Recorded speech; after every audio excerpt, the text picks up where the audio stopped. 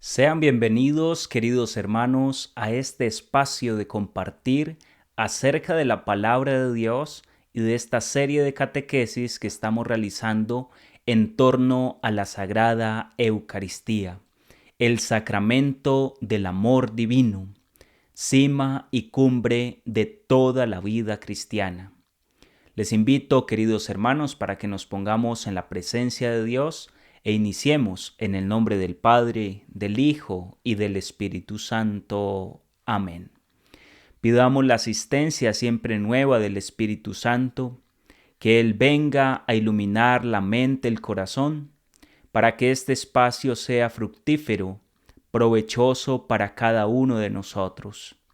Llamemos al Espíritu Santo. Oh Espíritu Santo, amor del Padre y del Hijo, inspírame siempre lo que debo pensar, lo que debo decir, cómo debo decirlo, lo que debo callar, cómo debo actuar, lo que debo hacer para gloria de Dios, bien de las almas y mi propia santificación. Espíritu Santo, dame agudeza para entender, capacidad para retener, método y facultad para aprender, sutileza para interpretar, gracia y eficacia para hablar. Dame acierto al empezar, dirección al progresar y perfección al acabar. Amén.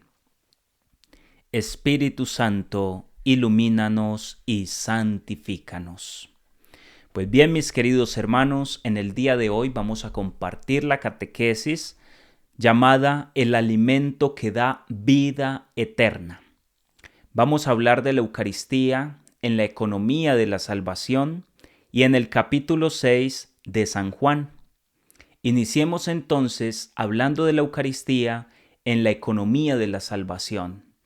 Cómo desde el Antiguo Testamento se va preparando de manera quizás un poco oculta, no tan difícil, no tan fácil de ver, el tema de la Santa Eucaristía, cómo se venía preparando este sacramento del amor divino, sobre todo con los signos del pan y el vino, que son las realidades sobre las cuales Cristo se hace presente, en las especies del pan y del vino. Para esto vamos a mirar el Catecismo de la Iglesia Católica en el numeral 1333 y siguientes. En el corazón de la celebración de la Eucaristía se encuentran el pan y el vino, que son aquellas realidades sobre las cuales Cristo se hace presente por medio de la oración consecratoria y la invocación del Espíritu Santo que se realizan sobre estas especies del pan y el vino, que pasan a ser cuerpo y sangre de nuestro Señor Jesucristo. Como ya hemos estudiado en algunas otras ocasiones, permanecen los accidentes pero cambia la sustancia. Sabe a pan, parece pan, pero ahora es la carne de Cristo. Sabe a vino, parece vino, pero ahora es la sangre de Cristo. Por el misterio de una epíclesis, es decir, una invocación del Espíritu Santo sobre el pan y el vino, de tal forma que repitiendo aquellas palabras de nuestro Señor Jesucristo, el Señor se hace presente en el pan y en el vino. Siguiendo fielmente la enseñanza del Señor, la Iglesia continúa realizando este sacramento en memoria de Él, hasta su retorno glorioso, que es el tiempo en el cual Cristo mandó celebrar la Santa Eucaristía, ya que Él, en la víspera de su pasión, tomó pan y también tomó el cáliz lleno de vino, y de esta forma da a comer su cuerpo y a beber su sangre. Al convertirse misteriosamente en el cuerpo y la sangre de Cristo, los signos del pan y del vino siguen significando también la bondad de la creación, sobre todo porque en el momento del ofertorio, cuando se presentan las especies del pan y del vino, le damos gracias al Señor Todopoderoso, porque nos regala ese pan y ese vino, como fruto de la tierra y del trabajo del hombre, que recibimos de la generosidad del Señor y que ahora le presentamos a Él. Y allí se encuentra el gesto de presentar el pan y el vino y ofrecerlo como nuestro Señor nos lo ha enseñado. La Iglesia ve en el gesto de Melquisedec, rey y sacerdote, que ofreció pan y vino, una prefiguración de su propia ofrenda. Recordemos que en el libro del Génesis, capítulo 14, verso 18, Melquisedec ofrece pan y vino como ofrenda. Miren cómo desde el libro del Génesis se está prefigurando el misterio del amor divino. En el numeral 1334 se dice que en la antigua alianza el pan y el vino eran ofrecidos como sacrificio entre las primicias de la tierra en señal del reconocimiento del Creador. Todo viene por parte de Dios. Y en el contexto del Éxodo, los panes ácimos que Israel come cada año en la Pascua conmemoran la salida apresurada y liberadora de Egipto. Pan ácimo, es decir, pan sin levadura, que es el pan que nosotros empleamos para celebrar la Eucaristía. No puede ser pan con levadura, ya que se sigue la misma tradición que se tiene desde el libro del Éxodo, por mandato del Señor a través de Moisés y de los sacerdotes, entre ellos Aarón. Se van a alimentar con pan ácimo. También en el libro del Deuteronomio hay otra figura de la Eucaristía, el maná que cae del cielo en el desierto, cuando el pueblo de Dios suplica por un alimento y el Señor le regala el maná. Y esto recuerda y sugiere que Israel siempre comerá porque el Señor es el que le da el pan, el sustento. Y también es saber que Israel vive del pan de la palabra de Dios. Deuteronomio 8:3. Finalmente, el pan de cada día es el fruto de la tierra prometida, prenda de la fidelidad de Dios a sus promesas. Todos los días nosotros le pedimos a Él en el Padre Nuestro que nos dé el pan de cada día. Y allí le estamos pidiendo tanto el alimento material como el alimento espiritual. Es saber que todo viene de manos de nuestro Padre del cielo. Jesús instituyó su Eucaristía dando un sentido nuevo y definitivo a la bendición del pan y del cáliz. Todo esto que se venía realizando desde antiguo ahora toma una nueva significación por medio del sacrificio de Cristo en la cruz, que está enlazado directamente con la última cena, cuando Cristo da gracias a Dios por el pan, por el vino, y lo da a sus discípulos diciendo: este es mi cuerpo, esta es mi sangre, que se entrega y que se derrama por cada uno de ustedes. Después, en el Nuevo Testamento, hay también unas figuras de la Eucaristía, sobre todo el gesto de la multiplicación de los panes. Cuando el Señor dijo la bendición, partió y distribuyó los panes por medio de sus discípulos para alimentar la multitud. Prefiguran la sobreabundancia de este único pan de su Eucaristía. Con todo esto, el Señor estaba preparando al pueblo que le iba a dejar el sacramento del amor divino. La sobreabundancia alcanza para todos y sobra. Y es de saber que Jesús hace el signo de la multiplicación de los panes y luego le dice a sus discípulos que sean los encargados de distribuir el pan. Es por eso que los apóstoles son los primeros sacerdotes ordenados del Nuevo Testamento en la última cena, y ellos son los que van a darle al pueblo de Dios el pan vivo bajado del cielo. El signo del agua convertida en vino en Caná anuncia ya la hora de la glorificación de Jesús. manifiesta también el cumplimiento del banquete de las bodas del reino del Padre, donde los fieles beberán el vino nuevo convertido en sangre de Cristo. Esos dos milagros, tanto la multiplicación de los panes como la transformación de las tinajas de agua en el vino, prefiguran la Eucaristía, pan y vino. En el numeral 1336, el Catecismo de la Iglesia Católica nos va a decir lo siguiente: el primer anuncio de la Eucaristía dividió a los discípulos. Igual que el anuncio de la pasión los escandalizó. Es duro este lenguaje, ¿quién puede escucharlo?, van a expresar los discípulos en Juan capítulo 6, verso 60. Es decir, que siempre ha sido controversial el tema de la Eucaristía. Esto no es algo nuevo de que hay unos que creen, otros que no creen. No, desde los primeros discípulos se realiza una división, un escándalo al decir Jesús que va a darnos a comer su propio cuerpo y nos da a beber su propia sangre. Es escandaloso porque para poderse acercar a este banquete es necesario el don de la fe.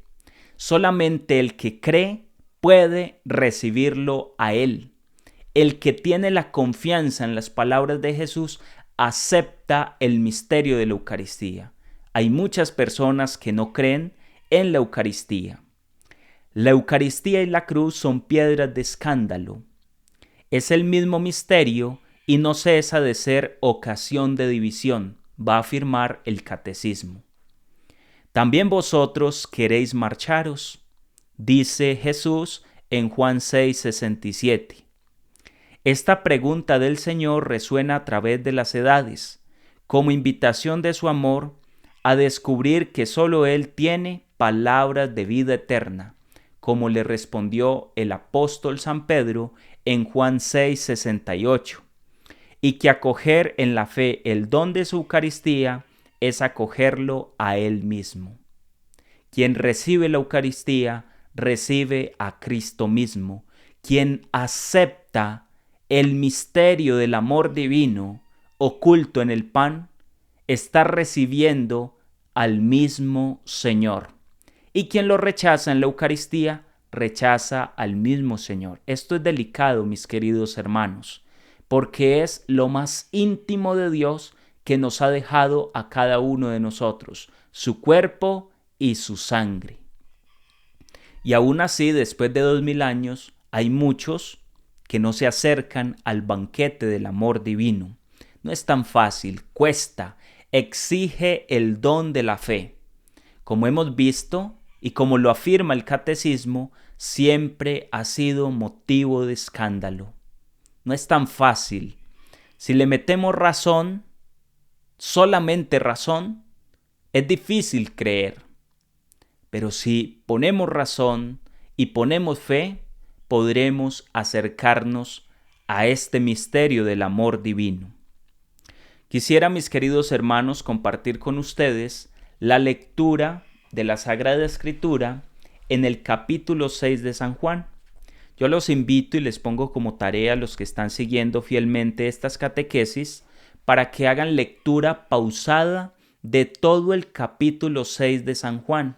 Tiene una extensión un poco larga, pero todo esto porque enlaza tanto la multiplicación de los panes como Jesús que camina sobre las aguas y después el discurso del pan de vida.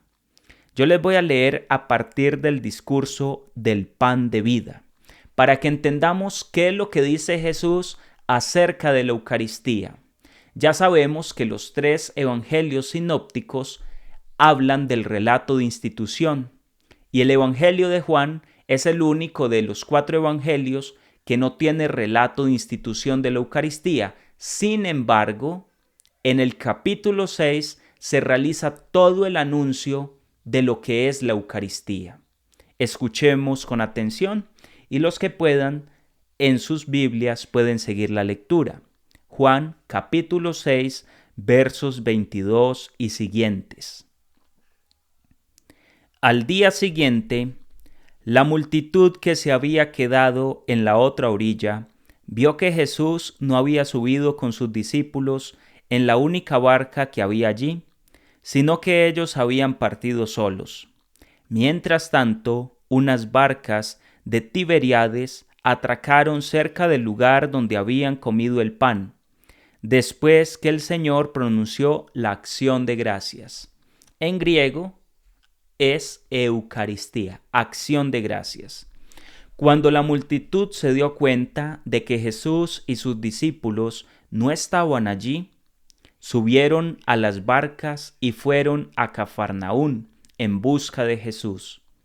Al encontrarlo en la otra orilla le preguntaron: «Maestro, ¿cuándo llegaste?». Jesús le respondió: «Les aseguro que ustedes me buscan no porque vieron signos, sino porque han comido pan hasta saciarse. Trabajen no por el alimento perecedero, sino por el que permanece hasta la vida eterna, el que les dará el Hijo del Hombre, porque es Él a quien Dios, el Padre, marcó con su sello». Ellos le preguntaron: «¿Qué debemos hacer para realizar las obras de Dios?». Jesús le respondió: «La obra de Dios es que ustedes crean en aquel que Él ha enviado». Y volvieron a preguntarle: «¿Qué signos haces para que veamos y creamos en ti?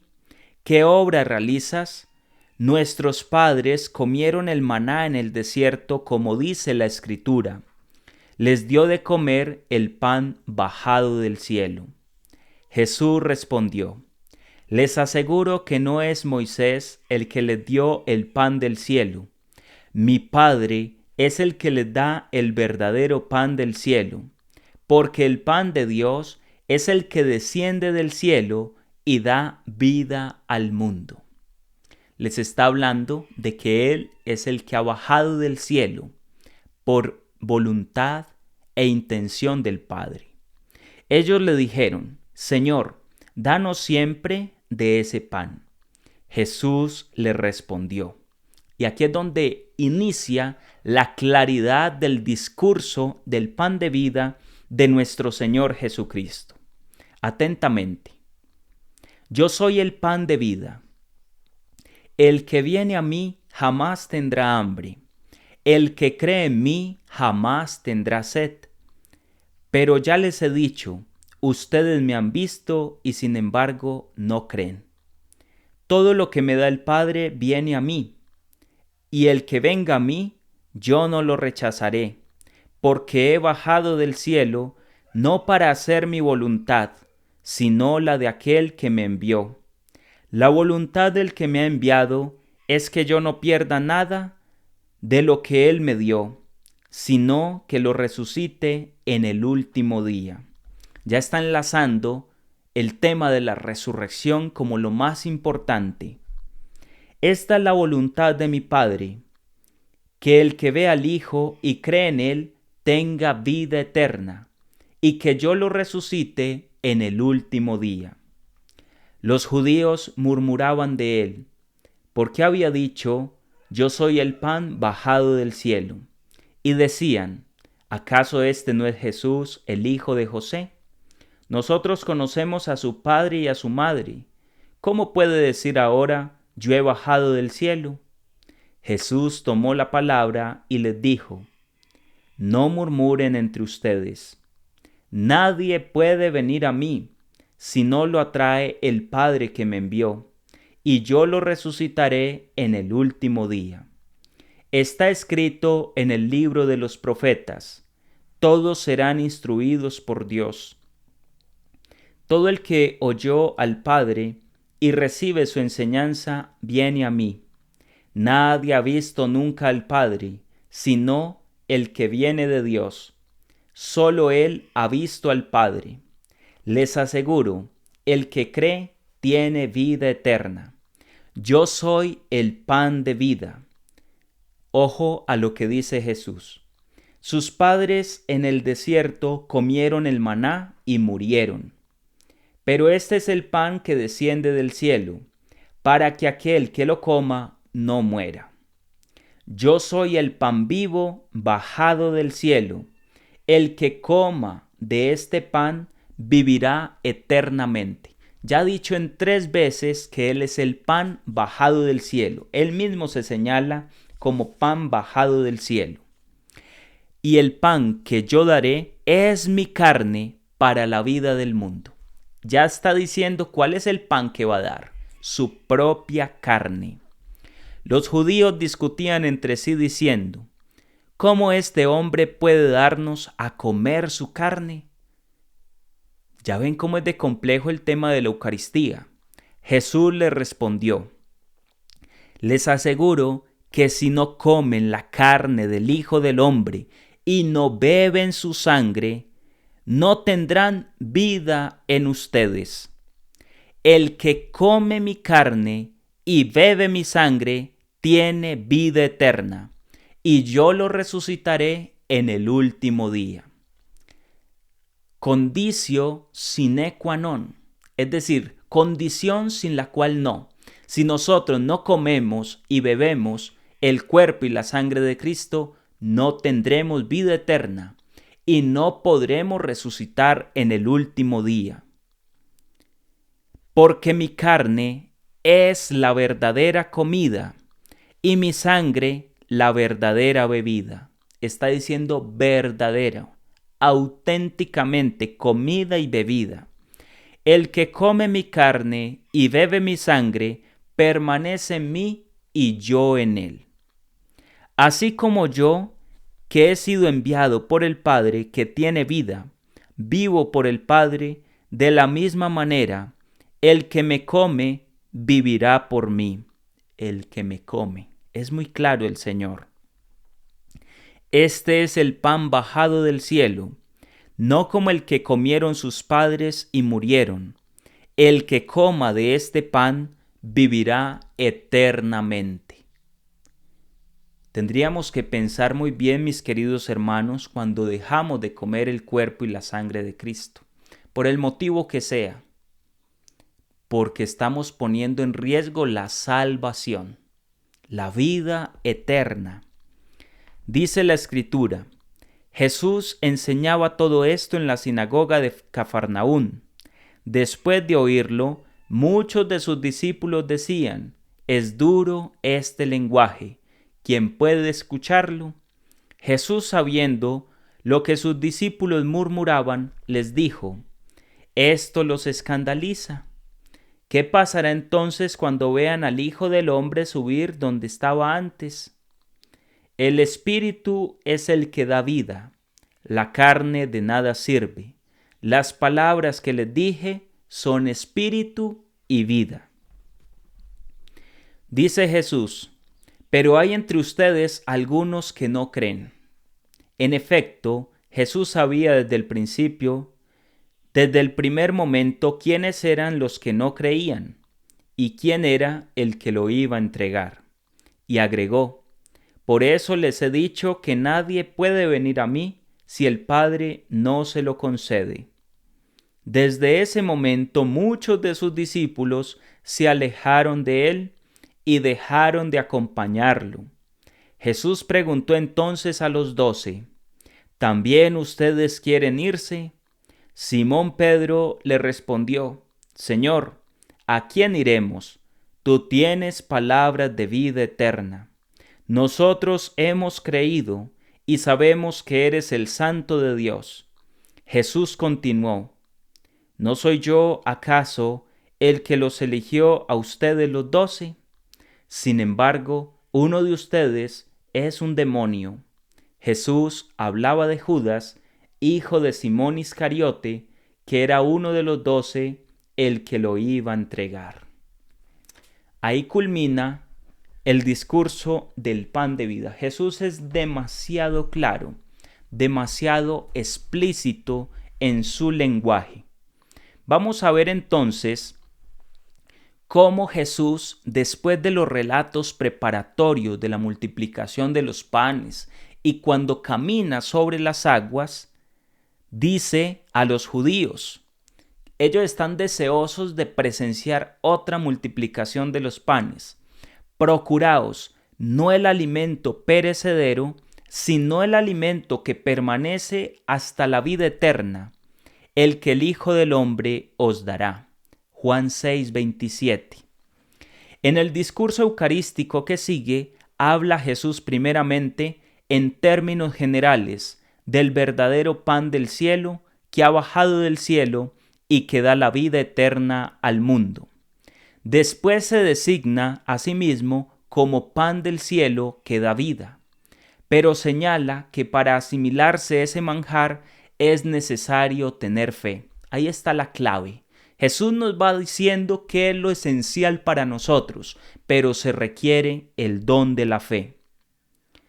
Por último, da más detalles diciendo que el verdadero pan del cielo es su carne y hace depender la vida eterna de que se gusten o no los manjares de su carne y de su sangre.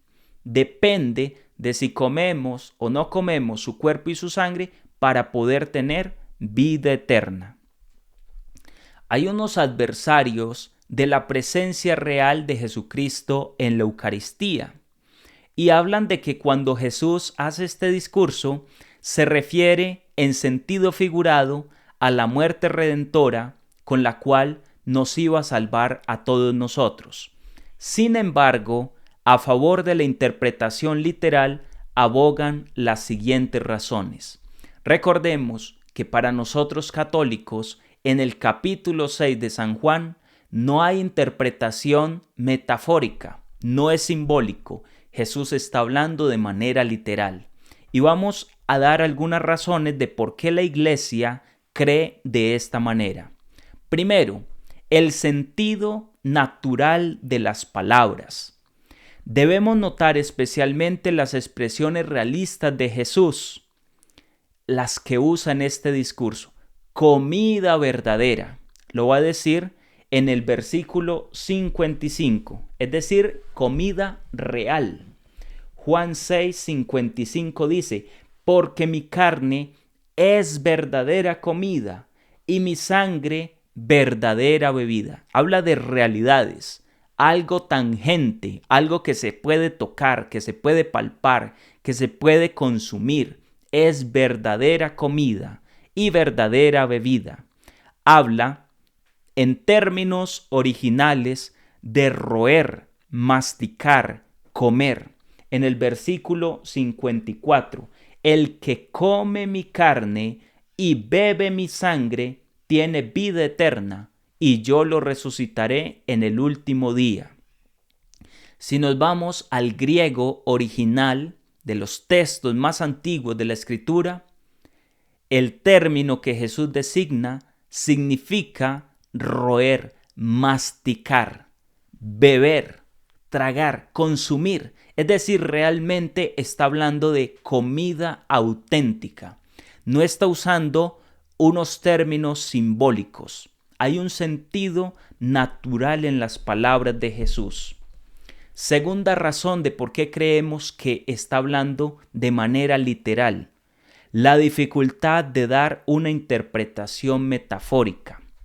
Porque comer la carne de alguien y beber su sangre, si se interpretan en sentido metafórico, significan, según el lenguaje bíblico, perseguir hasta darle muerte a una persona. Y Jesús no está hablando de eso. Está hablando de que Él es el pan vivo que ha bajado del cielo y que Él nos va a dar su propio cuerpo y su propia sangre para que lo comamos y lo bebamos. Es por eso que muchos se escandalizan y dicen, ¿pero qué lenguaje es este? ¿Este de qué nos está hablando? Era difícil para una gente que no tenía el menor conocimiento acerca de la Eucaristía. Para nosotros es un poco más fácil entender el sentido de las palabras de Jesús. Sin embargo, hay muchas personas que actualmente siguen diciendo que Jesús estaba hablando metafóricamente. Tercera razón, el sentido con que lo interpretan los oyentes de Jesús. Y esto es muy importante. Es de notar que Jesús no corrige tal interpretación, porque las personas que lo escuchaban se empezaron a ir. ¿Este de qué nos está hablando? ¿Acaso nosotros somos caníbales? ¿Acaso nosotros nos vamos a comer la carne de una persona? Ustedes saben que dentro de todas las leyes de los judíos, el comer carne humana, pues eso era totalmente una abominación. Era algo que chocaba directamente con todo lo que ellos creían. Entonces, que una persona les venga a decir que les va a dar a comer su propia carne y su propia sangre, creó un escándalo tremendo y por eso muchos dicen, ¿y quién va a entender este lenguaje? Nos está hablando de una manera muy pesada. Y Jesús no corrige esa interpretación, como lo hace en otras ocasiones con las torcidas interpretaciones de su auditorio. Antes bien lo corrobora, y eso con peligro que lo abandonen sus propios discípulos y apóstoles. En el versículo 60 dice Jesús: después de oírlo, muchos de sus discípulos decían: es duro este lenguaje, ¿quién puede escucharlo? Jesús, sabiendo lo que sus discípulos murmuraban, les dijo: esto los escandaliza. ¿Qué pasará entonces cuando vean al Hijo del Hombre subir donde estaba antes? Jesús los reprende, los escandaliza esto. Imaginen cuando me vean subir donde estaba antes. Cuarta razón, la interpretación de los padres de la Iglesia, quienes generalmente refieren el último discurso, el de la promesa, a la Sagrada Eucaristía.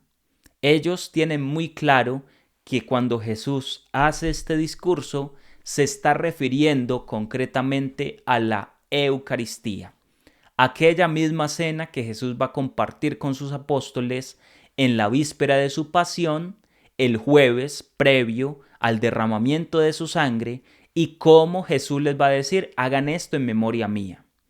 Esa interpretación la han tenido siempre grandes padres de la Iglesia, como San Juan Crisóstomo, San Cirilo de Alejandría, San Agustín de Hipona, e igualmente la interpretación que da el Concilio de Trento al capítulo 6 de San Juan es referente a que Jesús se está hablando concretamente de la Eucaristía que luego va a instituir y va a entregar a sus discípulos.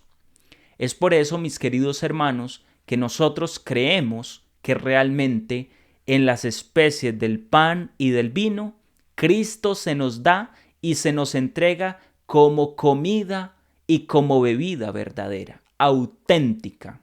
Y nosotros, cuando recibimos la Eucaristía, lo podemos comprobar. Es comida verdadera, pero transubstanciada. Ya no es pan, ya no es vino, que es cuerpo y sangre de Cristo. Jesús sabía muy bien cómo iba a quedarse con nosotros en el pan y el vino eucarísticos. Pero aquellos que lo escuchaban no entendían de qué estaba hablando, a qué estaba haciendo referencia. Este es el misterio de la Eucaristía. Este es el relato que nos da San Juan como preparación y anticipo de lo que es la Eucaristía. El discurso del pan de vida, el alimento que da vida eterna. Quien no se alimenta de la Eucaristía no puede tener vida, dice Jesús en el Evangelio. Es de este modo como hoy hemos estudiado la Eucaristía en la economía de la salvación desde el Génesis hasta la llegada de nuestro Señor Jesucristo y también un poco acerca del capítulo 6 de San Juan. Podríamos quedarnos en versículos haciendo más exégesis del texto, pero queda a tarea y consideración de cada uno de ustedes volverlo a leer, subrayar y estudiar, porque es muy claro lo que dice Jesús en el capítulo 6 de San Juan. Bendiciones para todos los que se han quedado hasta este momento, que llegan hasta el final de la catequesis. Les invito para que dejen sus comentarios, reporten la sintonía desde donde están escuchando estas catequesis. Doy una bienvenida especial a los que llegan quizás por primera vez. Los invito para que se suscriban al canal. Y también ustedes, hermanos, si tienen dudas con respecto de los temas que vamos estudiando, pues los pueden ir dejando en el cajoncito del chat, de los comentarios, para que luego saquemos un espacio para resolver algunas dudas que se puedan suscitar al respecto de los temas que se van exponiendo. Que Dios les bendiga y que nos hagamos cada día más devotos y que crezca nuestra fe en el sacramento de la Eucaristía. Que el Señor Todopoderoso los guarde y los bendiga, en el nombre del Padre, del Hijo y del Espíritu Santo. Amén. Bendiciones para todos.